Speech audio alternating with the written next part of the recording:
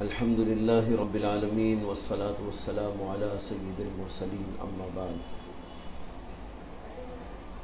فأعوذ بالله من الشيطان الرجيم بسم الله الرحمن الرحيم واذكروا الله كثيرا لعلكم تفلحون صدق الله العظيم۔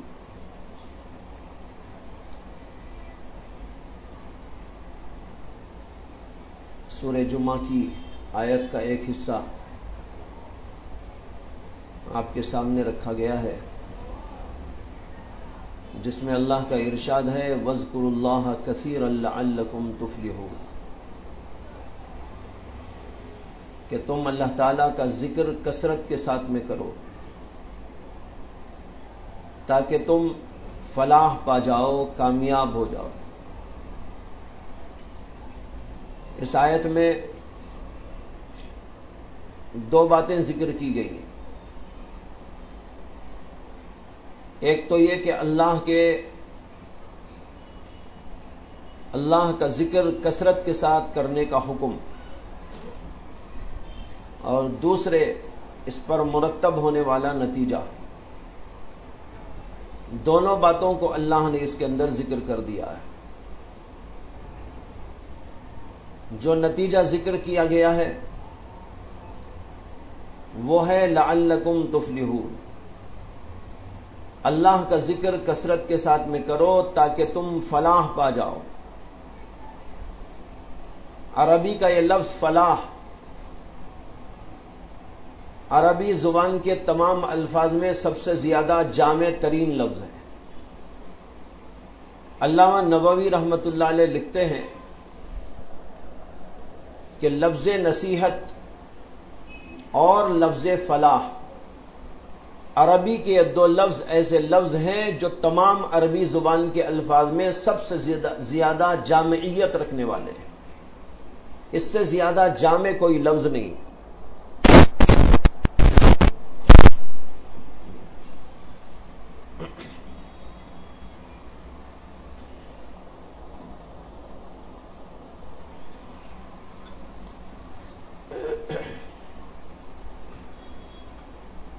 جامع ہونے کا مطلب یہ ہے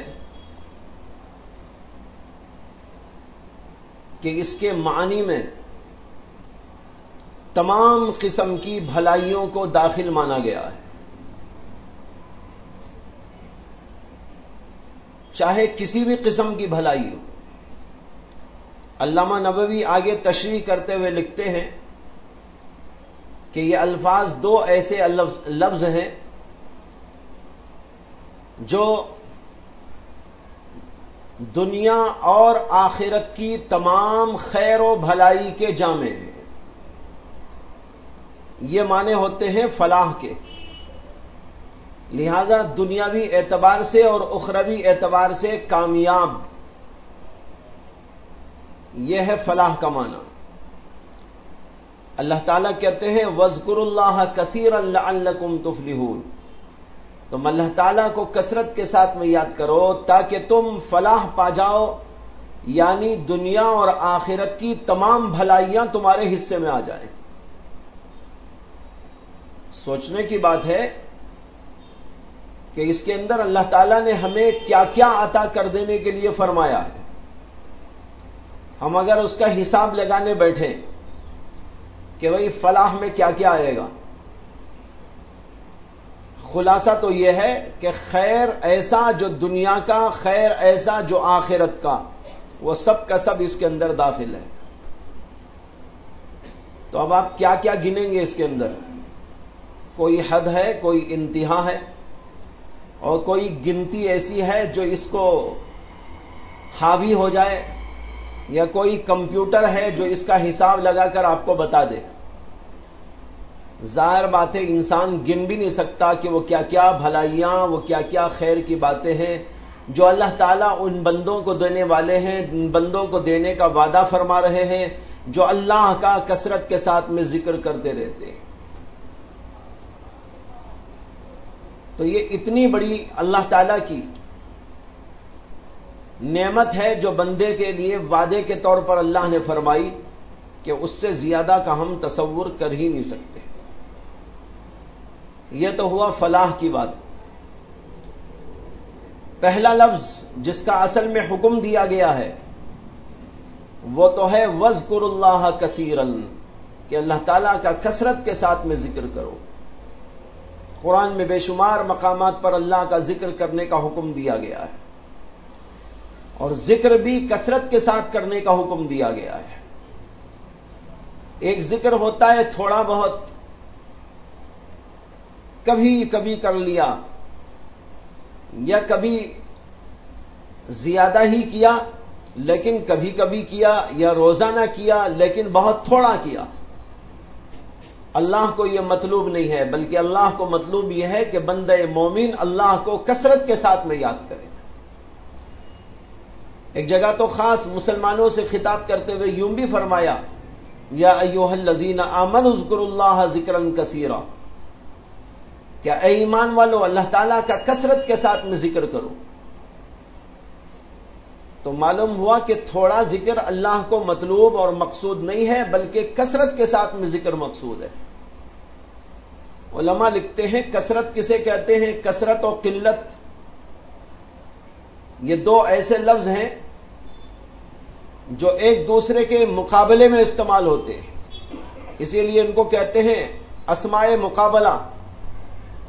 یہ اس کے مقابلے میں آئے گا، یہ اس کے مقابلے میں آئے گا۔ علماء نے سمجھانے کے لیے فرمایا کہ کثرت کو یوں سمجھو کہ اللہ تعالیٰ نے ہمیں 24 گھنٹے دیے ہیں، دن میں 24 گھنٹے، ان 24 گھنٹوں کا آدھا کرو، کتنے ہوں گے؟ 12، ادھر 12 ادھر 12، تو ظاہر بات ہے ہم کسی کو بھی کثیر کسی کو بھی قلیل نہیں بول سکتے، اس لیے کہ وہ تو بالکل 12 ہیں۔ تو آپ ادھر کے 12 کو کہیں یہ اس سے زیادہ ہیں، ہو نہیں سکتا، اس لیے کہ وہ زیادہ کا ہے، وہ بھی اتنے ہی ہے۔ ادھر کے 12 کو آپ کہیں کہ یہ اس سے زیادہ، یہ بھی نہیں کہہ سکتے۔ لہذا 12 گھنٹے ہیں تو یہ برابر نہیں، برابر ہیں، کوئی ان میں سے کسی پر زیادہ نہیں۔ زیادہ اس وقت میں ہوں گے جب ادھر کچھ آپ ڈال دیں، ادھر کم کر دیں۔ تو لہذا ایک طرف آپ کر دیں 11 گھنٹے، ایک طرف کر دیں 13، تو 13 کو کہیں گے یہ زیادہ ہیں، اور 11 کو کہیں گے کہ یہ کم ہیں ان کے مقابلے میں۔ یا 2 ادھر ڈال دیں، 2 ادھر کم کر دیں، یعنی ادھر ہو جائیں 14، ادھر ہو جائیں 10، تب کہیں گے کہ یہ زیادہ ہے، یہ کم۔ تو کثرت اس وقت کہا جاتا ہے جبکہ ایک چیز دوسرے کے مقابلے میں کم ہو۔ تو لہذا اس اصول کے مطابق کم سے کم جو آدمی 13 گھنٹے اللہ کو یاد کرے گا وہ اللہ کو کثرت سے یاد کرنے والا ہوگا۔ سمجھ میں آئی نا بات؟ جو کم سے کم بول رہا ہوں یہ بھی، تاکہ کثرت کا لفظ اس پر اطلاق کرنا ممکن ہو سکے، ورنہ تو کثرت کا لفظ بول ہی نہیں سکتے آپ۔ 12 گھنٹے آپ نے اللہ کو یاد کیا، 12 گھنٹے اللہ کو یاد نہیں کیا، تو آپ نے اللہ کا ذکر کثرت سے نہیں کیا۔ کثرت کیسے ہو سکتی ہے جب ادھر بھی 12 ادھر بھی 12، تو کثرت نہیں۔ اب کثرت کرنے کے لیے کیا ہوگا؟ ادھر سے کچھ ادھر ڈال دینا ہوگا، تو کم سے کم 1 گھنٹہ ادھر ڈالیے، تو کم از کم 13 گھنٹے جو اللہ کا ذکر کرتا رہے گا وہ اللہ کا بندہ اللہ کو کثرت سے یاد کرنے والا ہے۔ اب سوچ لیجئے کہ ہم اللہ کا ذکر کتنا کر رہے ہیں، 1 گھنٹہ بھی تو نہیں کرتے، 13 گھنٹے اللہ کا ذکر کرنا ضروری ہو گیا، اس لیے کہ اس آیت میں اللہ تبارک و تعالی نے حکم ارشاد فرمایا ہے، وَاذْكُرُوا اللَّهَ، امر کا صیغہ ہے، یا ایھا الذین آمنوا اذکروا اللہ ذکرا کثیرا، اس کے اندر بھی امر کا صیغہ آیا ہے۔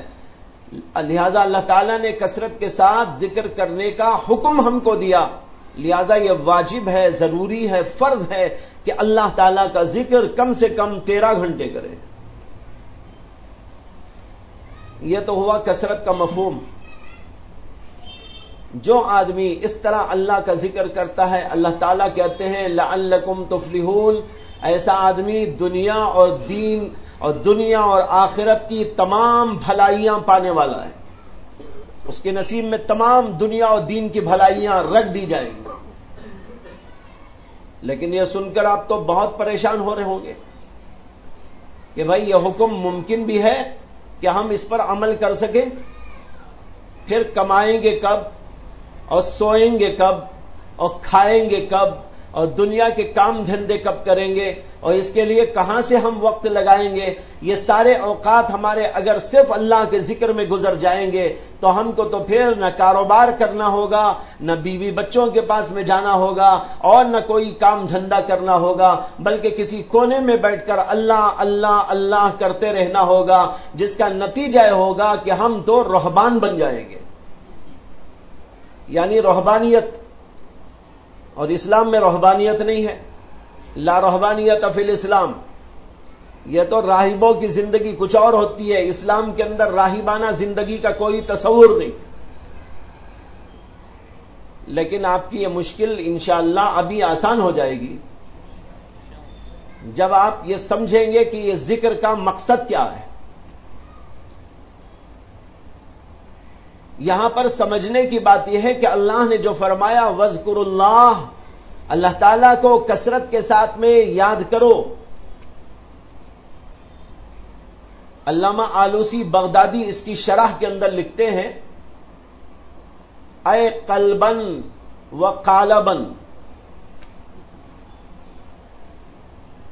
لکھتے ہیں اے قلبن و قالبن، کیا معنی ہوا؟ اللہ کا ذکر دل سے بھی کرو اور اپنے قالب یعنی جسم سے بھی کرو۔ دو طریقے بتائے، ایک اللہ کا ذکر قلب سے ہوتا ہے، ایک اللہ کا ذکر قالب سے ہوتا ہے۔ قالب کے معنی باڈی، جسم، جسم سے بھی اللہ کا ذکر ہو سکتا ہے، دل سے بھی اللہ کا ذکر ہو سکتا ہے۔ اللہ نے یہاں پر دونوں مراد لیے۔ یہ مطلب نہیں ہے کہ صرف آپ اللہ اللہ اللہ کرتے بیٹھ جائیں، بلکہ اللہ کا ذکر یوں بھی ہوتا ہے دل میں اللہ کو یاد رکھیں، اور دوسرا اللہ کا ذکر یوں ہوتا ہے کہ آپ اپنے جسم سے بھی اللہ کو یاد کریں۔ جسم سے اللہ کو کیسے یاد کیا جاتا ہے؟ کہتے جسم میں ایک تو ہے زبان، لہذا زبان سے اللہ کا ذکر ہوگا۔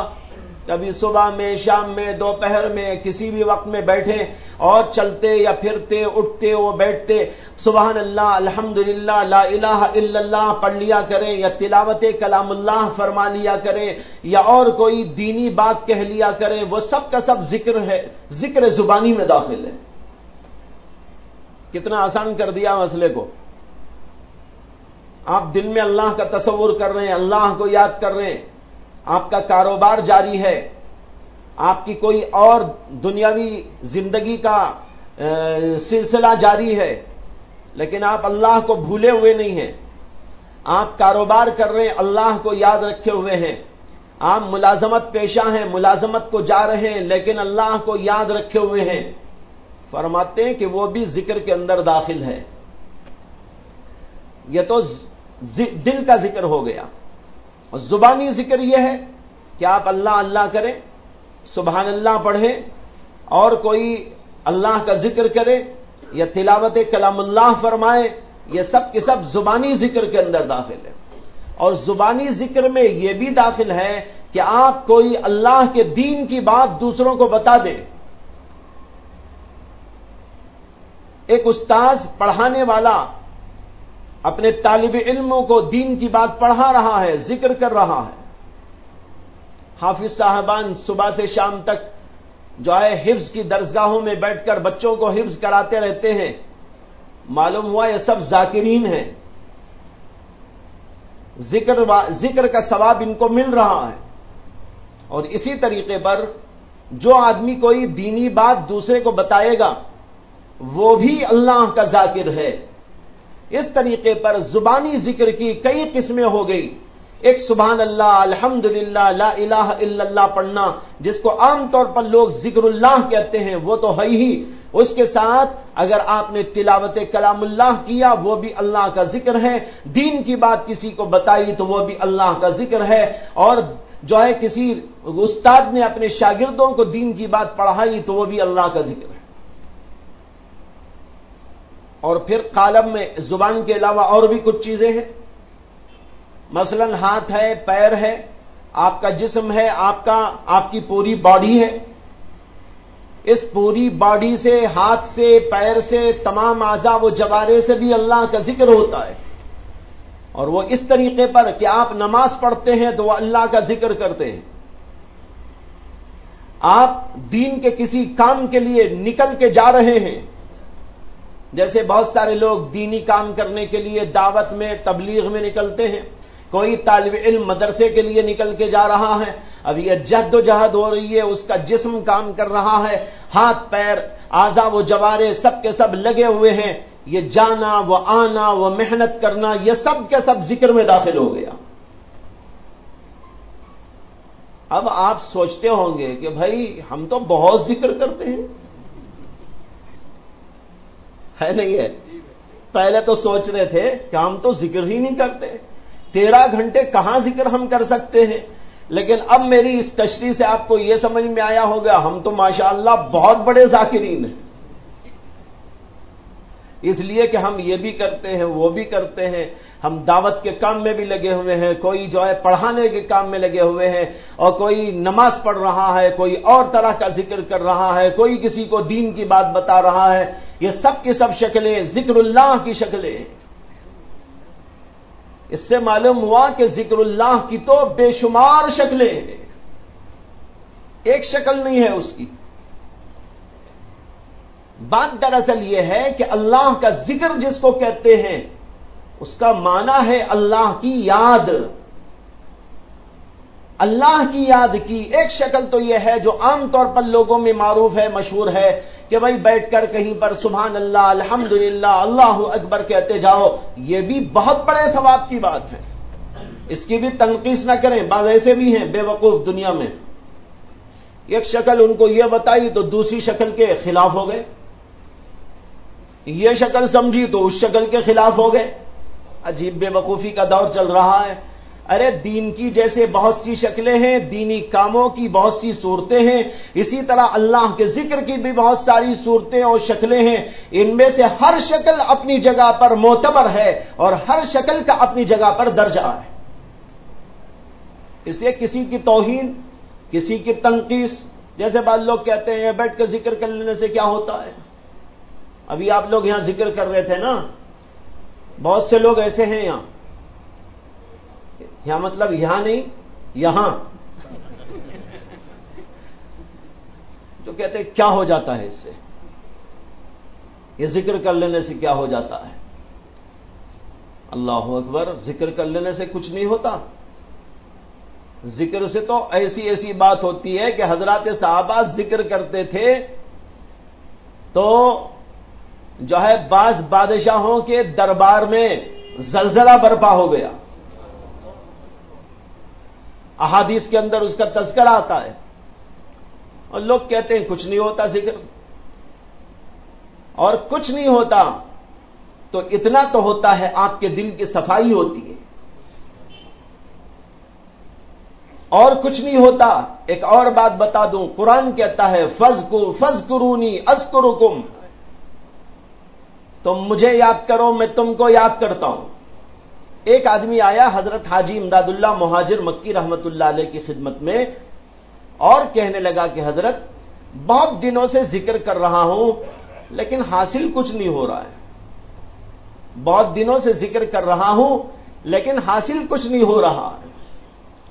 حضرت نے فرمایا ارے بے وقوف، اور کیا چاہیے کہ تجھے ذکر کی توفیق تو مل رہی ہے، ذکر کی توفیق ملنا خود اتنی بڑی بات ہے کہ اس سے بڑی بات اور کیا چاہتا ہے۔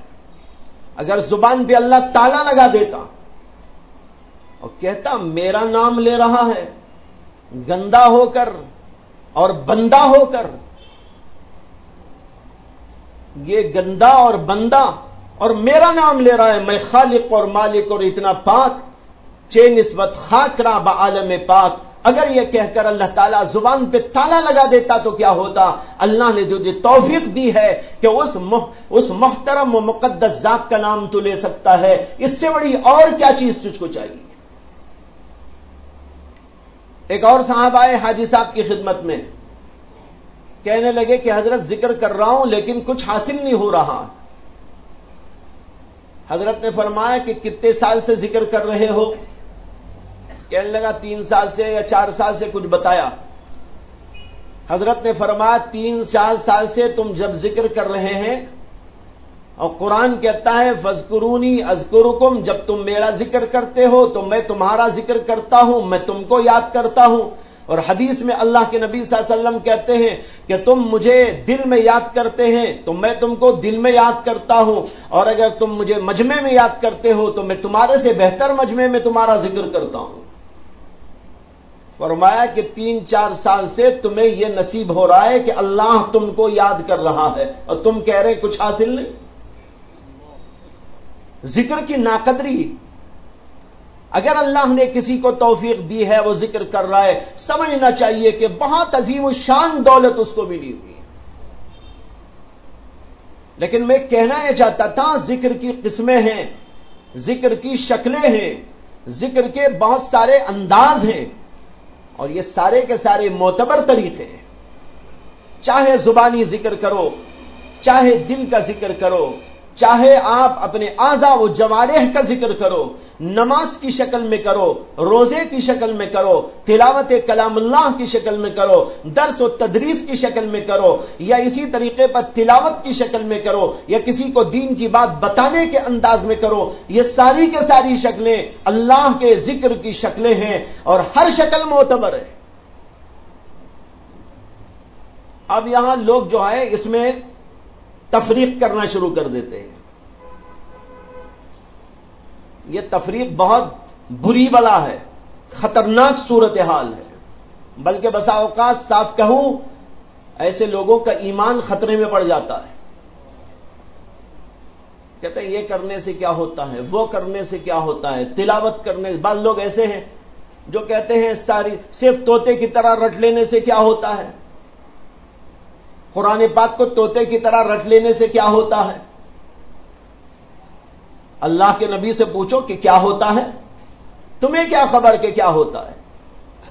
نبی کو خبر ہے کہ کیا ہوتا ہے کیا نہیں ہوتا. نبی نے ہم کو بتایا. اللہ کے نبی علیہ الصلوۃ والسلام فرماتے ہیں کہ ہر حرف پر 10 نیکیاں ملتی ہیں. اس کے بعد میں فرمایا لا اقول الف حرف، لا اقول الف لام میم حرف، ولكن الف حرف ولام حرف ومیم حرف. اللہ کے نبی صلی اللہ علیہ وسلم فرماتے ہیں میں یہ نہیں کہتا کہ الف لام میم یہ سب مل کے ایک حرف ہے، نہیں، بلکہ الف ایک حرف ہے، لام ایک حرف ہے، میم ایک حرف ہے. جو آدمی الف لام میم پڑھتا ہے اس کو 30 نیکیاں مل جاتی. اب یہ ایک عظیم الشان دولت ہوئی نہیں ہوئی، لیکن نیکی کی قدر اس کو معلوم ہوگی جس آدمی کو نیکی کے مسئلے سے کبھی سابقہ پڑ جائے گا. آپ نے سنا ہوگا، ایک لطیفہ پہلے سنا دوں. ایک نوجوان تھا جو کام دھام کرنا نہیں چاہتا تھا، سست اور غفلت کے ساتھ گھر میں پڑا رہتا تھا. اس کی ماں اسے ٹوکتی رہتی تھی، تنبیہ کرتی رہتی تھی. ایک دن اس نے بہت غصہ کیا اور کہا کہ یوں ہی گھر میں پڑا رہتا ہے اور کام کاج نہیں کرتا، گھر میں فقر ہے، فاقہ ہے، مصیبت ہے، تنگی ہے، اس لیے یہاں سے نکل کے جا اور کچھ کما کے لا. اس نے کہا ٹھیک ہے میں جاتا ہوں. اب گیا، ادھر ادھر کچھ دیکھتا رہا لیکن کچھ کام نہیں ملا. اتفاق سے ایک شاعر سے ملاقات ہو گئی. ایک شاعر صاحب سے ملاقات ہو گئی. شاعر صاحب نے جو ہے اس کے سامنے بیٹھ کر کچھ اشعار پڑھنے شروع کر دیے. اس لیے کہ جسے شاعری کا ذوق ہو جاتا ہے، لیکن شاعری کے ذوق سے مراد ذوق سلیم نہیں، ذوق غیر سلیم جسے مل جاتا ہے، تو وہ نہ جو ہے وقت دیکھتا ہے، نہ موقع دیکھتا ہے، نہ محل دیکھتا ہے، بس الٹپ بیان کرنا شروع کر دیتا ہے۔ ابھی ایک ہفتہ پہلے ایک صاحب آئے ہمارے پاس مدرسے میں، پہلی دفعہ ملاقات، پہلے انہوں نے فون کیا کہ میں آنا چاہتا ہوں، میں فلاں علاقے سے آیا ہوں، میں نے کہا ٹھیک ہے فلاں وقت پہ آ جائیے، تو صاحب تشریف لائے، خیر خیریت، میں نے بٹھایا اور میں نے کہا بھائی چائے لاؤ، ابھی اتنا بول کے بیٹھا ہی ہوں کہ جو ہے اپنی ڈائری نکال کے اشعار سنانے شروع کر دیے، نہ او دیکھا نہ تاؤ دیکھا، لیکن وہ اشعار بھی ایسے تھے کہ میں کہنا چاہا ان کو کہ ان کو جنگل میں چھوڑ دیجئے، جنگل کے شیر معلوم ہوتے ہیں، یہ ادب کے شعر نہیں معلوم ہوتے، جنگل کے شعر معلوم ہوتے ہیں، نہ کوئی قافیہ ہے نہ ردیف۔ خیر، تو بعض لوگوں کو ایسا ذوق سلیم مل جاتا ہے، ذوق غیر سلیم مل جاتا ہے۔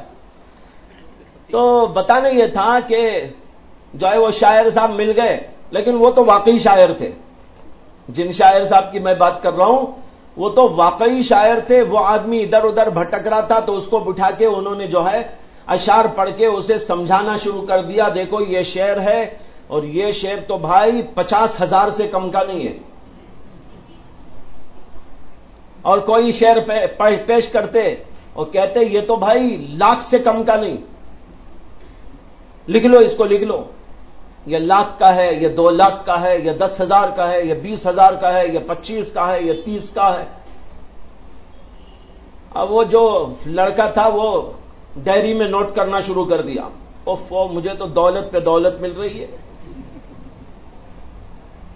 اب لکھ لیا، صبح سے شام تک پتہ نہیں کتنے اشعار لکھ لیا، کروڑوں کے۔ اس کے بعد ماں کے پاس میں گیا، ماں نے پوچھا کیا لایا؟ صبح سے شام تک کام کیا؟ تو اس نے کہا ہاں میں نے جو ہے فلاں شاعر کے پاس بیٹھ کر اتنے اشعار لکھے ہیں، یہ دیکھیے امی جان، یہ ایک شعر ہے 50,000 کا، اور ایک شعر شاعر صاحب نے بتایا ہے کہ یہ 1,00,000 سے کم کا تو ہے ہی نہیں، اور ایک شعر ہے وہ 10,000 کا، کوئی 20,000 کا، کوئی 25,000 کا۔ ماں کو بڑا غصہ آیا، ماں نے کہا کہ زندگی برباد کر رہا ہے۔ خیر مجھے تو وہ کچھ نہیں چاہیے، اتنے لاکھ کروڑ لایا ہے، مجھے تو یہ چاہیے کہ جو ہے یہ سودا لا کے دے، آٹا چاہیے، چاول چاہیے، گیہوں چاہیے، مسالہ چاہیے، اور شکر چاہیے، اور دال چاہیے، اور یہ ترکاری چاہیے، فلاں فلاں چاہیے۔ اس نے پوری لسٹ لکھ کے دے دی۔ اس نے کہا بہت اچھا، لے کے ابھی آتا ہوں۔ اب وہ لے کر چلا اور ایک دکان پہ جا کے آرڈر دے دیا کہ بھئی یہ سودا دیجیے۔ اب دکان والے کو کیا چاہیے؟ گاہک چاہیے۔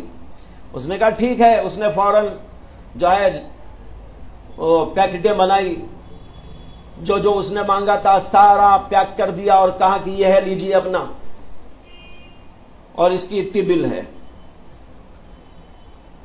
5,000 6,000 کچھ بل آ گئی۔ اس نے کہا کہ حضور دیکھیے میرے پاس ایک شعر ہے وہ 10,000 کا، آپ نے بل بنائی ہے 6,000 کی، میں آپ کو 10,000 کا ایک شعر دے رہا ہوں، 4,000 واپس کیجئے۔ اب اسے بیچارے کو کیا سمجھ میں آئے، دکان والے کو؟ دکان والا سوچنے لگا کیا ہے، کیا بکواس کر رہے ہو؟ انہوں نے کہا بکواس نہیں بھائی، یہ دیکھیے شعر ہے، یہ 10,000 کا شعر ہے، آپ کو دے رہا ہوں، آپ یہ لے لیجئے، 4,000 واپس کر دیجئے۔ وہ سمجھا یہ یا تو دیوانہ ہے یعنی تو میرے سے مذاق کر رہا ہے۔ اس نے اٹھا کے دھول رسید کی اسے۔ اب اتنے میں جو ہے لوگ ادھر سے ادھر سے سب جمع ہو گئے، کیا ہوا؟ اب یہ اپنی وہی کہانی سنا رہا ہے کہ میں ان کو جو ہے اتنے 1,000 کا شعر دے رہا ہوں، یہ ہے وہ ہے۔ سارے لوگ پھر دیکھ کر اس کی بات سننے کے بعد میں کہنے لگے یہ تو پاگل معلوم ہوتا ہے۔ خیر بہرحال اس کی پٹائی خوب ہو گئی۔ اب وہ وہاں سے دوڑا دوڑا شاعر صاحب کے پاس میں پہنچا، جا کر خوب غصہ ہو گیا، کہنے لگا تم نے میری زندگی برباد کر دی، میری عزت لٹ گئی، اور یوں ہو گیا اور یوں ہو گیا۔ ارے بھائی کیا ہو گیا؟ کہا کہ دیکھیے آپ نے کہا تھا یہ شعر اتے کا اور یہ شعر اتے کا، اور مجھے جو ہے